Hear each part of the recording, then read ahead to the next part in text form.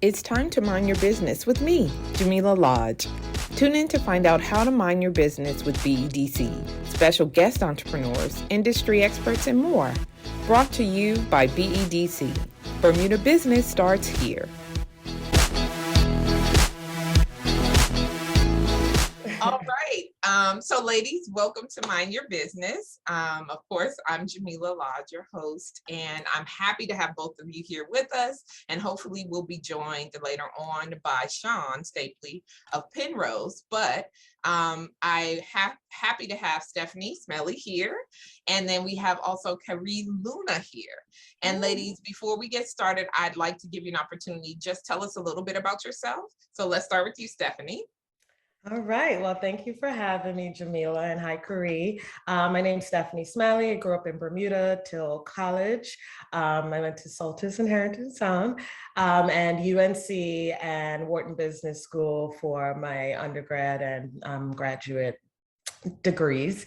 I most recently was a VP at Dapper Labs, which is one of the leading NFT companies, and we could dive into that throughout the show. Previously, before that, I was head of creator partnerships at Spotify and VP of Biz Dev and partnerships at iHeartMedia.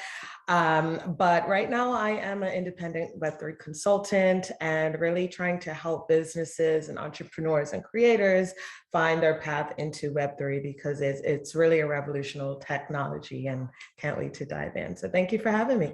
Thank you. Now, I would say that you are definitely who we need on this call and who we want participating in our upcoming event. So thank you for being here. And Luna, would you please go ahead and tell us a little bit about yourself? All right. I left Bermuda. I went to Gilbert Institute and then BHS. And then my mom was like, my kids have all this talent and I don't know where to place them, what to do with them. And we are half American, half Bermudian.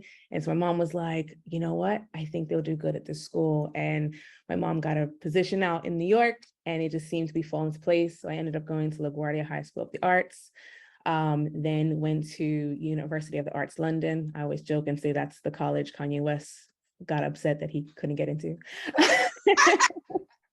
But we love him. But from there, I became a fashion forecaster in New York City, where I was the youngest in our group, where I worked with Foot Locker, Timberland, Target, everyone you could think of, and then smaller brands, predicting fashion and trends and culture about 4 to 6 years in advance. And then I decided that I was going to then go product design for a company that designed for Nickelodeon, Disney, and MGA. So if anyone saw the JoJo Siwa, that was me. But it was 7-year-old. Yes, I saw them. Yes. Oh, yes. They loved them. That and the LOL dolls, all of those.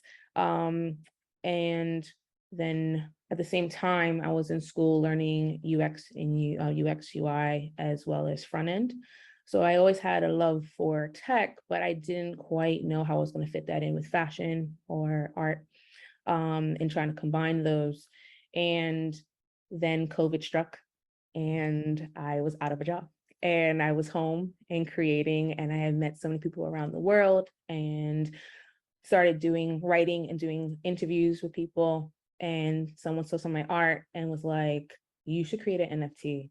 And I was like, what, the NFT? And yeah, exactly. Everybody busted out laughing. And I just fell in love with the concept of it. I've been really big into just having rights for individuals and especially our people and women.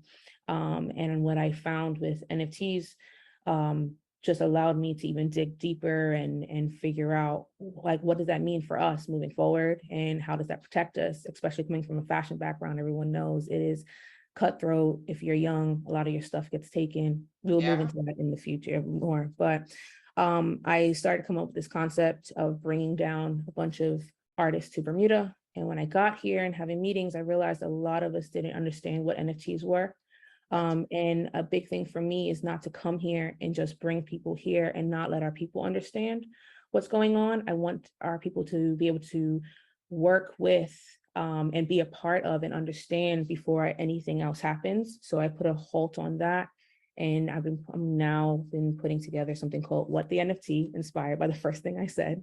And we are going to have a panel where I have amazing individuals, mostly Bermudian, speaking about NFTs. So that's thank you for that. And it's perfect, right? So that's what we're going to be talking about today, is this upcoming panel discussion that we're going to have called Power Up with Web3, where both of you, Stephanie, you're going to be our keynote, and Karee, you are also going to be participating as a panelist on this. And this is taking place October 28th during Tech Week. So it's going to be the Friday, the ending of the Tech Week. We're going to end with you fabulous women.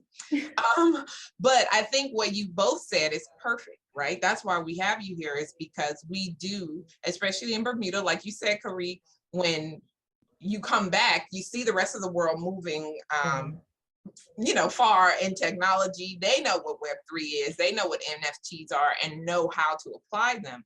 But I do feel like there's a lot of education that needs to happen here in Bermuda.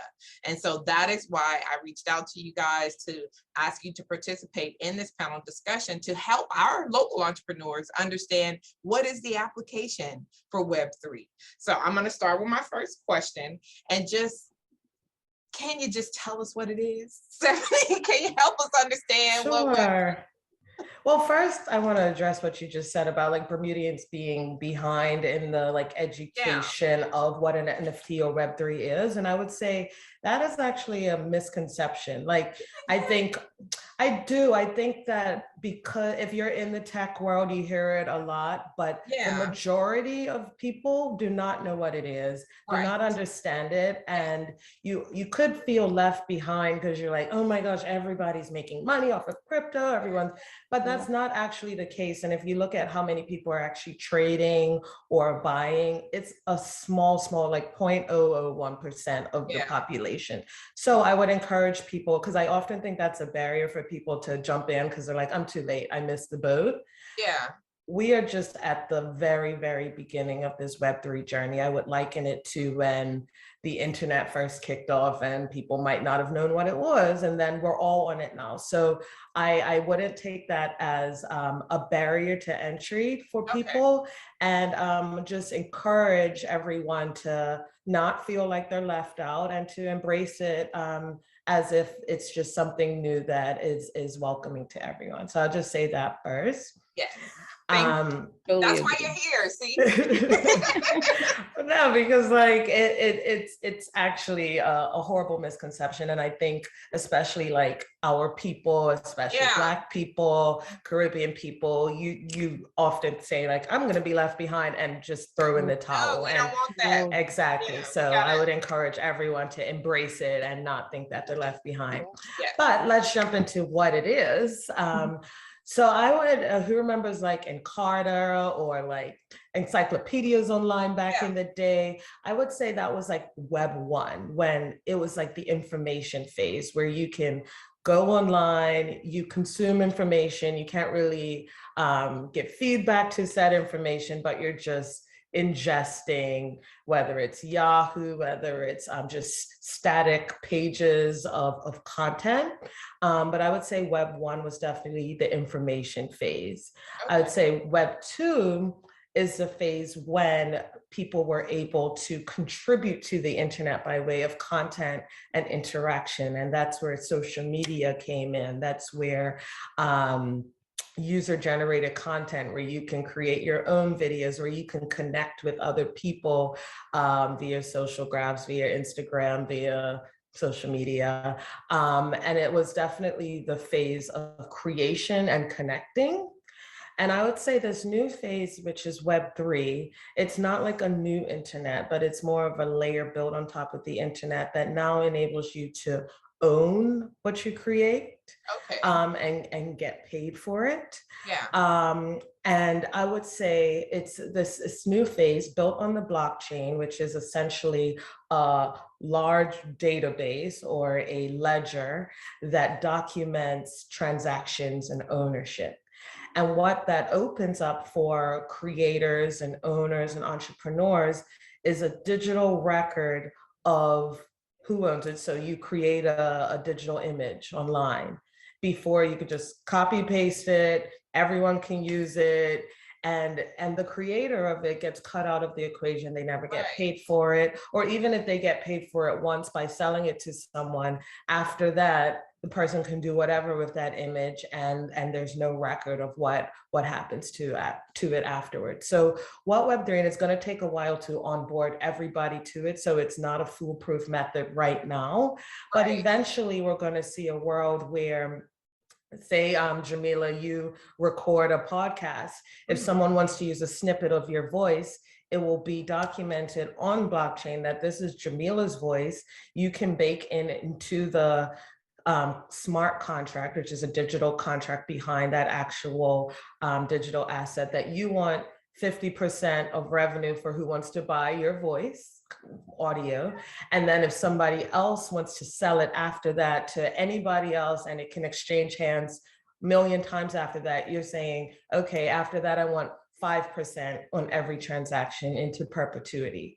And so what that does is allow you and your likeness and what you've created, you're getting paid for it now. And so it creates an opening for creators and entrepreneurs and IP holders to get paid for their work and to get paid for secondary transactions into perpetuity. And that's just one example in the creator realm.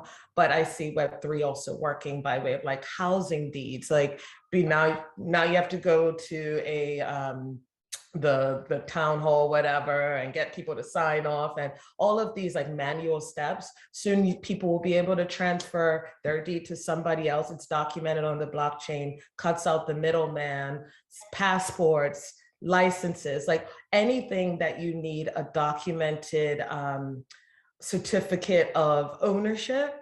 All of these will now be moved to the blockchain, where it will bring out more efficient use cases, less opportunities for hacking, criminalization, all of that, and just make digital ownership far more efficient as well.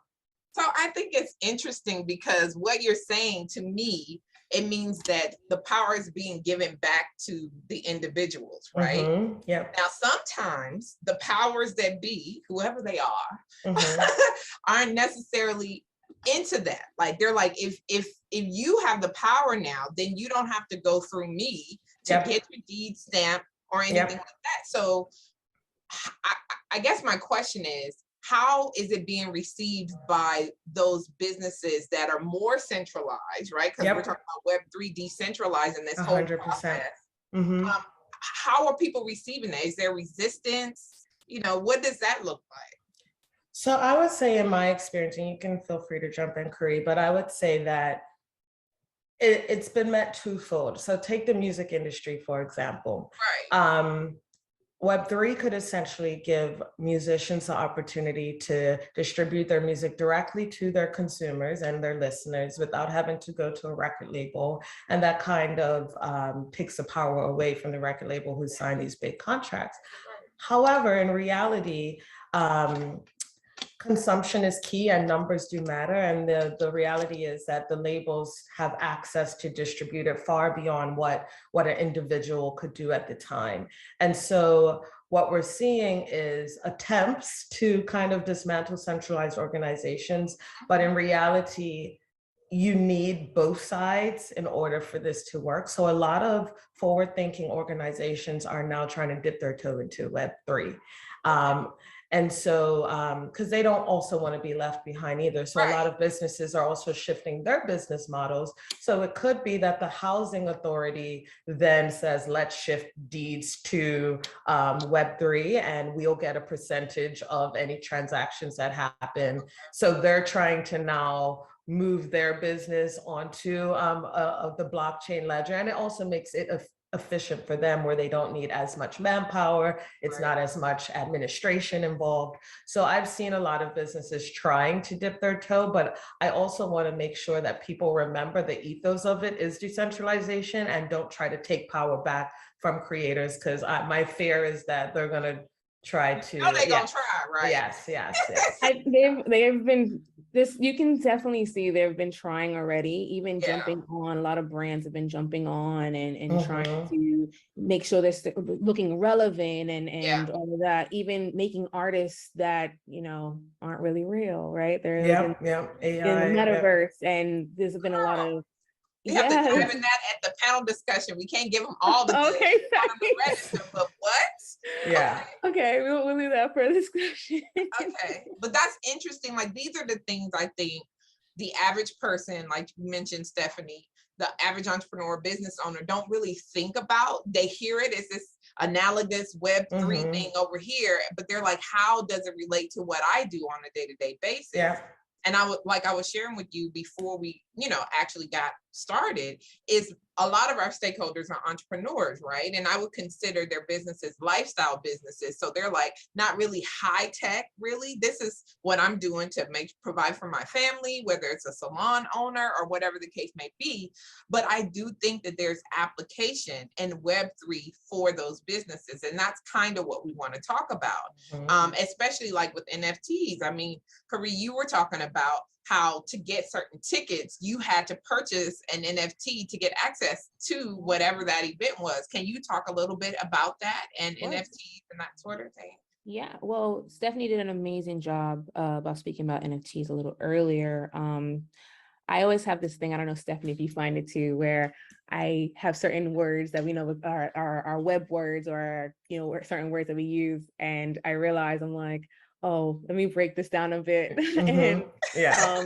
so, and it's weird because I think I have my siblings or friends say, I get what you're saying, but I don't, you know what I mean? Yeah. Yeah. And so it's hard for me. So tell me, fill me out if I'm not, I don't know if I use too many like words that you're like that, Yeah. let me know. Okay. I will. All right, awesome. So when we talk about non-fungible tokens, actually Stephanie went through a lot of it earlier. Let's change out the word fungible to replaceable. All right. I always, to get my younger cousins or even family members to understand what it is, I always say, the Bermuda $2 bill. Yeah. It's worth, if you trade it in for another $2 Bermuda bill, it's the same. Now let's say the Mona Lisa, or let's say I create a painting. That painting, if someone comes and tries to recreate that painting, it's not the exact painting. Right. It's always a one of one. So that's a non-fungible. So that's the N and the F of non-fungible tokens. The ledger that Stephanie was talking about earlier, blockchain. So this is then stored. And especially what I loved how you said this earlier, Stephanie, is that it's, everyone can see it. It's decentralized. So it's not where only certain groups of individuals, especially coming from the art background, I was very privileged to be able to go to certain exhibits or fashion shows that the world wasn't privy to, very underground, or because I had a press pass, I had access.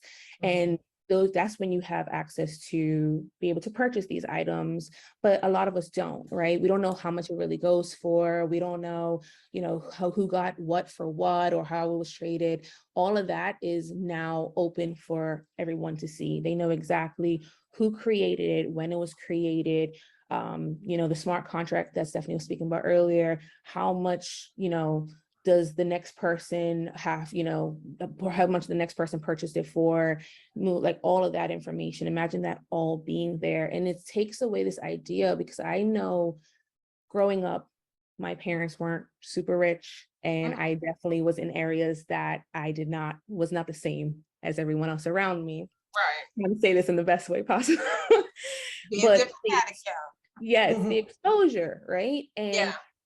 We try to tell people, oh, you need to look up this, look up that. But if you don't know where to go. But now that this is all open and out for everyone to see, then you can then learn a lot more, and it takes away the hierarchy, if that makes any sense. I mean, we can challenge that. That's what it's supposed to be. Human beings are very interesting creatures, where we will destroy everything that is made for good and try to wheel it how to fit our needs, but which Stephanie mentioned earlier as well.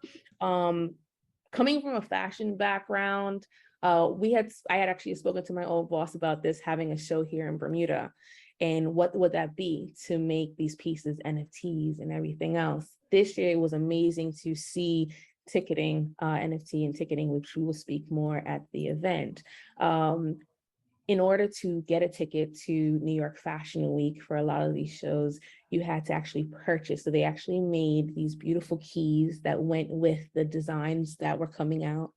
And you got a little, that means you got a little taste of it, and you got to own a little piece of it. And in order to get it, to get in, you had to own it. Or let's say, you're stuck still with COVID, or you're not able to fly to New York to be at this event. You got a piece of it, so a physical piece. So I know one of the shows that I was in love with, they said you can either get a hoodie or you can get a ticket to the show and you can watch it virtually.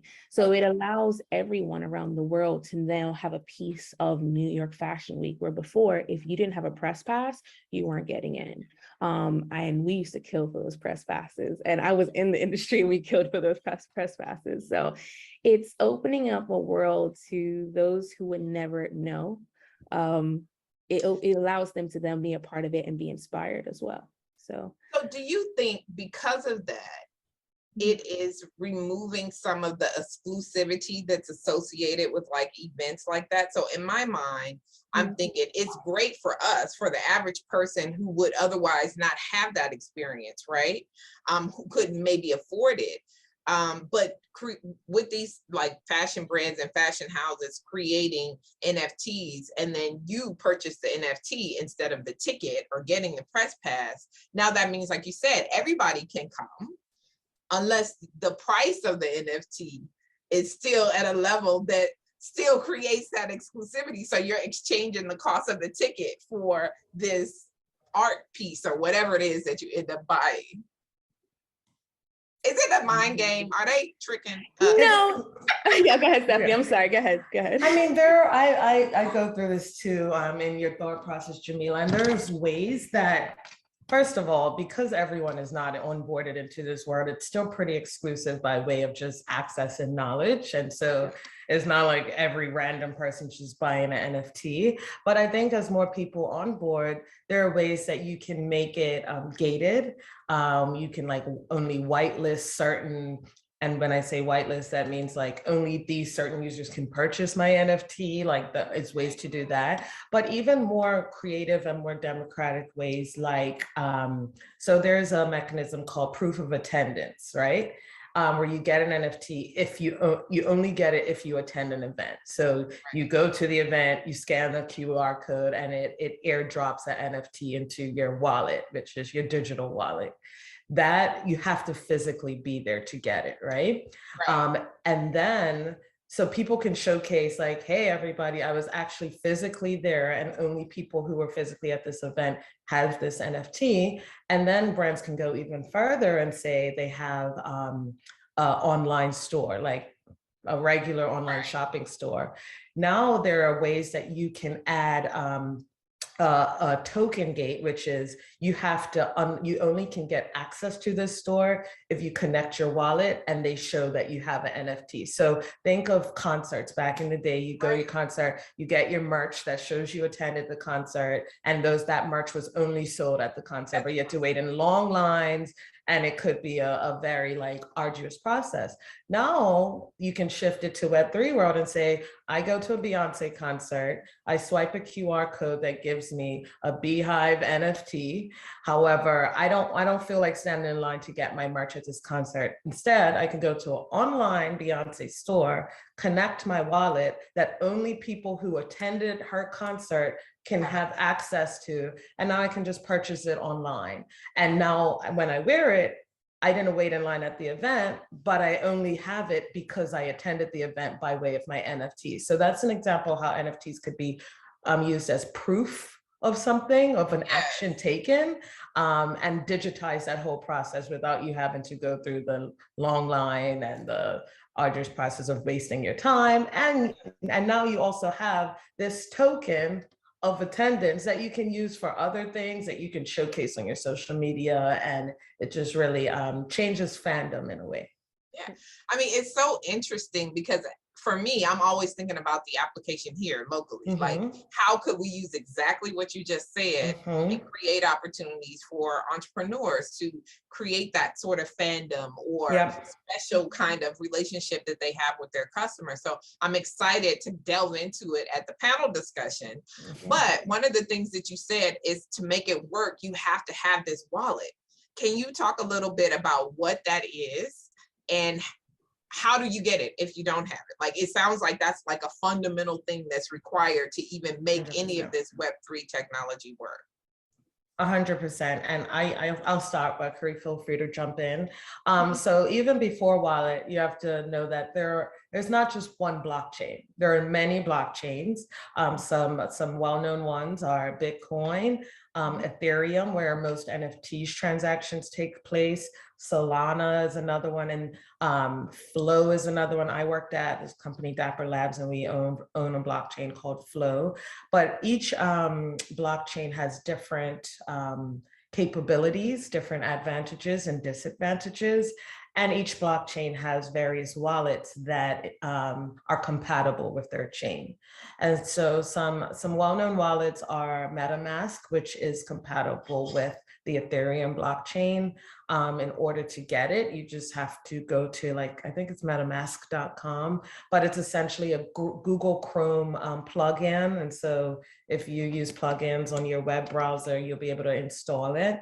You sign up. You can onboard cryptocurrency. So you have to go to Coinbase, download your cryptocurrency, transfer. It's a number of steps, and we can talk through it, or we can create a guide to guide people. But then there are other easy ones like the Dapper wallet or MoonPay or Coinbase, where you can just simply onboard with fiat currency, so US dollars, use your credit card to purchase. And so there are a number of levels to wallets. But to your point, the wallet is a pivotal piece, because without it, you won't be, it's like having Apple Pay or your credit. You can't buy anything without your credit card. You can't buy NFTs without your wallet. And it's essentially also serves as a digital album of the NFTs that you own. And so it's like your gallery in your pocket of showcasing all the NFTs you own across all of the places you bought them. So now, I don't know if, oh, go ahead. I got really excited for that part. And when you're describing it, because we're doing something similar with the NFT, as well as a few other conversations that Stephanie and I will be at.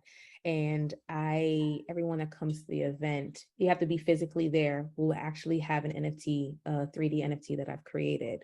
And depending on what you're coming there for to learn, you would actually get one according to that. So it's really exciting. I can't wait for everybody to hear about it. Actually, we have an entire breakdown on how to create a wallet and, what's best for you, and, entire breakdown, PDF breakdown, as well as, a step-by-step. So when you said that, I was like, oh, this is gonna be so good. Because you know me, I was like, well, I want to do that. I want to get into it too. Where do I start? Yeah. Well, that's good. I also want to give you guys an opportunity to talk about the other events during Tech Week that you're going to be participating in, because I think it's an opportunity, like we were talking about before we got started, is you have different stakeholder groups, right? So I know you're going to be, Stephanie, you're participating in the Tech Education Summit, which is going to be on the following Monday. And then Karee, you're doing the NFT, which happens on the Wednesday or the... It is on the Thursday, on the 27th. Okay. And so, we got a whole lineup. People, after this, like, I don't want anybody saying what the NFT. No, or unless you're saying it in a good way. Unless you said, I went to what the NFT and it was amazing. Exactly. So let me ask you this, and I'll start with you, Karee. Because we're having this panel discussion, because you guys are participating in other events, and for me, it's really centered around education and helping people to understand how you can actually apply this technology, right? It's for everybody. It's not for just those exclusive or those big businesses. There's application across the board. Yeah. So in our session specifically, what are you hoping people leave with? Well, what I think Stephanie spoke on it first thing, and I'm so happy she said that. I think I mentioned to you this before we started. We have this thing where we feel that individuals speak and they are the end all be all, they know all of it, and people are so far behind. This world is being created as we speak. We are literally, and that's what's so exciting, being a woman and a woman of color. I think we make up, something like 7%, women make up 7% in the tech industry in the United States, something like that, some crazy number. And so that the fact that we're in this now and what we're learning and what we're doing, and as we see problems, because a lot of people harp on issues, but the thing is the issues allow us to kind of create this new, what we're doing next, right? What I would hope everyone gets from this, even if they don't jump in it right away, is that they have the knowledge and they can sit there and have a conversation about it. And they say, okay, yes, maybe in the future, this would help in my business a little bit more, or maybe I can do this right now, or start even playing within this area, just so that I'm familiar, because everything will eventually, like how my grandmother now has a smartphone, at 80 something years old, eventually everything will move in that direction. And if we aren't educated now, or if we're not starting to see how it's being built now and not feel comfortable in that space, or feeling excluded from that space, which many of us have when it came to the internet before, we're not going to kind of use that or feel that we can, or even have the permission to step into this space. So I hope they feel like they have the permission to step into this space. Same way. And it's so, like I said earlier, like we may, what you call experts, which I would not say I'm an expert. I would say this is just more I told you. It's okay. Listen, I always say there's a difference between passion and purpose. And NFTs have aligned with my purpose. It has aligned with a bigger aspect of women, tech, and, being on the same playing field and be able to actually play in this space. For me, what the NFT, when they come to BEDC event, when they come to what the NFT, when they come to hear Stephanie, when they see everything she's accomplished, they're able to see themselves and able to take that and be able to put that into their business and see how this new space works for them. And what's funny is that when I was looking for panelists for this, I'm like, okay, what do you mean? 2 women and Bermudian women in this space, which is still like, to me, you know what I mean? I'm like, this is awesome. I'm like, it's just going to be an all women panel, but that's what it's shaking out to be. And it's very, it's exciting for me. Because historically, like in any type of tech space, you don't see the representation. Like you said, it's like 7% in the States. So imagine what it is in Bermuda. So that you guys are both here, that you are showing up for us, to help us, to give us permission to get on board, I think is to be commended, and we definitely appreciate you. Stephanie, I want to give you an opportunity to answer the same question. Like, what are you hoping that people leave with once they finish hearing you speak at all of the events you're going to be participating in during Tech Week? Yeah, I think Karee summarized it very well. I think even more than any specific action taken, I just want to communicate or lower the barriers to entry on your own time. When you're ready to adopt it, fine, it's no pressure. I'm not shoving Web3 down anybody's throats. And I also think we're so early in the game, we're still yet to see where it could even go. We don't know what we don't know. And there's a lot of unproven use cases. So I want everyone to at least get on the same playing field where they feel like they have permission to enter it, and they're equipped with the right tools to jump in whenever they're ready, and to demystify this whole space for them. So I just want to communicate that and share the practical use cases and applications, because people are like, oh, crypto, Web3, I'm not an artist, I'm not a trader, it's not for me. And so if I leave with people saying, hey, I can see where I can fit either now or in the future, I think that I've accomplished what I came to do. Okay. Well, listen, believe it or not, can you believe it? We're like towards the end of our conversation. It always goes fast. I always have like 20 questions and get to like 4. But I think people have a sense of what to expect, right? My goal with this interview was to kind of whet their appetite and get them excited about participating and attending the event. And of course, BEDC, our primary focus is to prepare our entrepreneurs, right? We don't want them to get missed out. Now, you said people aren't going to force feed. You don't want to force feed them, but I do. I'm like, eat it. You are not going to miss this train. You are going to understand what Web3 is, how it could potentially help you level up your business. And so that is what I'm hoping that we achieve at our Power Up with Web3 panel discussion on October the 28th. And so I will encourage people to go online on our website at bedc.bm and register to attend. And we are not charging for tickets for this. We want everybody to get a piece of this knowledge. We want people to receive what Karee is saying, what Stephanie is saying. So at the end of it, my goal is that people have the knowledge now, right? Like you said, Stephanie, it doesn't have to be where they are going to action it right away. Although I wouldn't be opposed to that. Like, like everybody's gonna have a wallet before this thing ends, I'm down with that.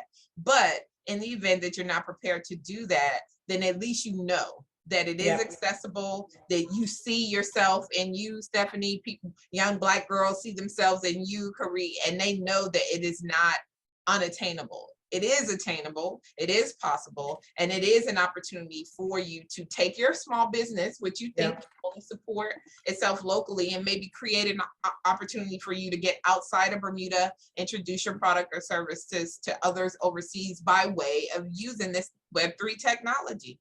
So that's my goal, that is my hope.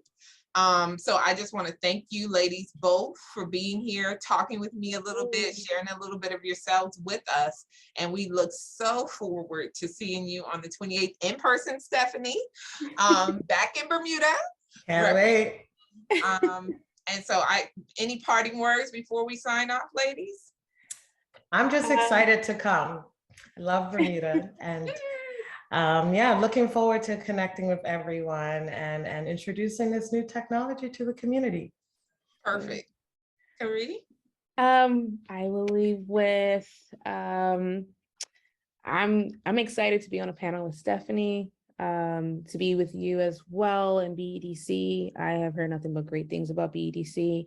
And so even me, I was like, I want to attend some other stuff that BEDC has. So I have a small business as well. So I'm just excited to be able to speak and talk about different projects that I'm working on with Tyde, and how I'm creating with projects with 5 other artists in different mediums, and maybe that can help others. And yeah, I'm speaking at What the NFT twice on the Thursday. It's free for all high school and Bermuda students to live stream. And if you want to be involved, speak to your teachers or your principal. They are putting a list together right now of 8 students each. And you will be also receiving a free NFT if you're there. And later on that day, it's open for the entire community to come and meet individuals. Every speaker there is Bermudian, and most of them look just like us. And they're in every single area of NFTs, whether it be from law and writing smart contracts to actually being collectors or artists. And so yeah, check that out. And then the next day, make sure you're at the BEDC event and hear a little bit more in depth with everything that Stephanie and I have been doing. So yeah, I'm really excited. I'm excited too. And we will definitely make sure everybody receives this information. So we'll push it out to our stakeholders groups. For anybody who missed this conversation, will still get the information. And then we also are going to have Sean Stapley of Penrose. He's going to be moderating the discussion. So I'm excited about that because he's worked with numerous entrepreneurs and businesses as well. So he knows the questions to ask, right? Yeah. So he's actually on the What the NFT panel too. Well, Penrose he is too? Yeah. Oh, they're gonna be like, okay, we are getting the full. Listen, that's okay. okay, because what you may miss on what the NFT event, or if you feel like it doesn't really pertain to what your small business is, and you come to the BEDC event, and it literally, you can never get enough. It's literally everybody's experience is so different, and you may connect with that one person that said, oh wow, they didn't share that yesterday, but they shared that today, or they are more in depth in that area. So definitely. I definitely think that there's don't miss out on one. You're gonna need all of it. Do it all. Yeah. So Power Up with Web3, that's what's happening October 28th. Thank you, ladies, so much for coming on Mind Your Business and talking with me. And I'm going to end this with my catchphrase. And it is, if you don't mind your business, who will? So thank you again, ladies. Thank you. Welcome. Thank you very much. Thanks for tuning in to Mind Your Business with me, your host, Jamillah Lodge. Tune in next week, Thursday at 4 p.m. because if you don't mind your business, who will? Mind Your Business is brought to you by BEDC. Bermuda Business starts here.